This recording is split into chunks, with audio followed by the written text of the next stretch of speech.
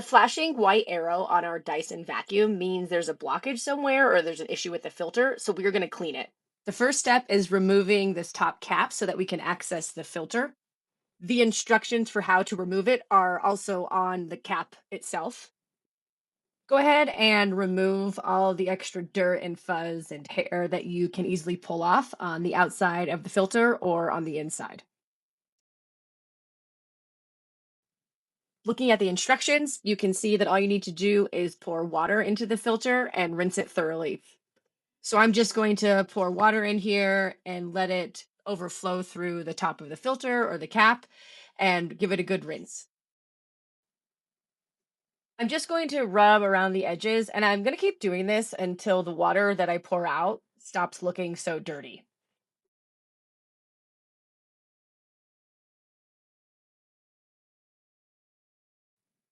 The water is finally turning clear, so I'm going to shake out any excess water and then dry the filter off. Now, you just need to let it sit for 24 hours and air dry. Don't put it next to a heater. Don't try to blow dry it.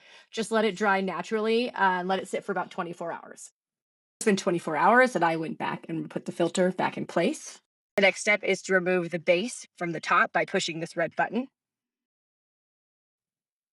Then you're going to want to open the canister, and doing that will require you to push this red handle down. Make sure you're over a trash can because I made that mistake. You can see that I'm just pushing the handle down. I'll show you one more time. You go ahead and close that flap.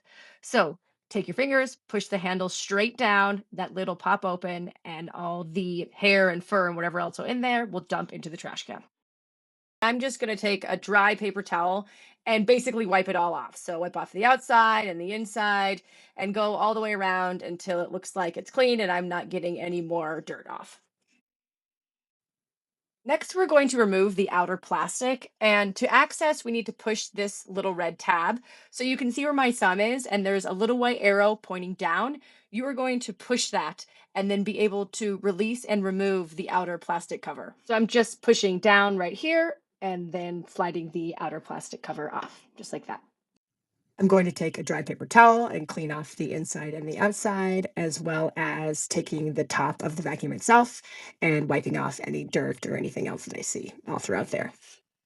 Now I have the base of the vacuum and I'm going to push this red button and detach the head of the vacuum from the pole. That is disgusting and could be the reason why the vacuum is unable to work currently. So I'm going to pull all of that gunk out. I don't think my sister has cleaned this vacuum since she has owned it, which has likely been for years. I'm also going to dig out anything that's stuck right in that crook where it bends towards the base of the vacuum. The next thing we're going to do is access and clean the wheel. To access the wheel, you can use a flathead screwdriver, but in this case, I just used a quarter. And you put it in that slit and you go ahead and turn it, and lefty loosey, righty tighty, and you can pull out the wheel like that. I'm going to again take a dry paper towel and wipe off the wheel and any dirt that I find. And I'm just going to continue cleaning the head by using a dry paper towel, wiping it in the inside where the wheel attaches, and any sort of dirt that I can see. The vacuum has now been cleaned, so let's put it back together by sliding in the wheel into the base like this. Go ahead and take the quarter or flathead screwdriver you used and tighten it righty-tighty. Attach the pole back to the base by clipping it in. Take that outer plastic container with the lid facing up. Go ahead and put it on and slide it back until you hear it click. Align the pole with the top of the vacuum and click it in. Let's go ahead and see how we look now. We're going to vacuum for a little bit and then I'm going to turn it off and start vacuuming again. I do not see a white arrow. I just see the blue lights, so we are good to go.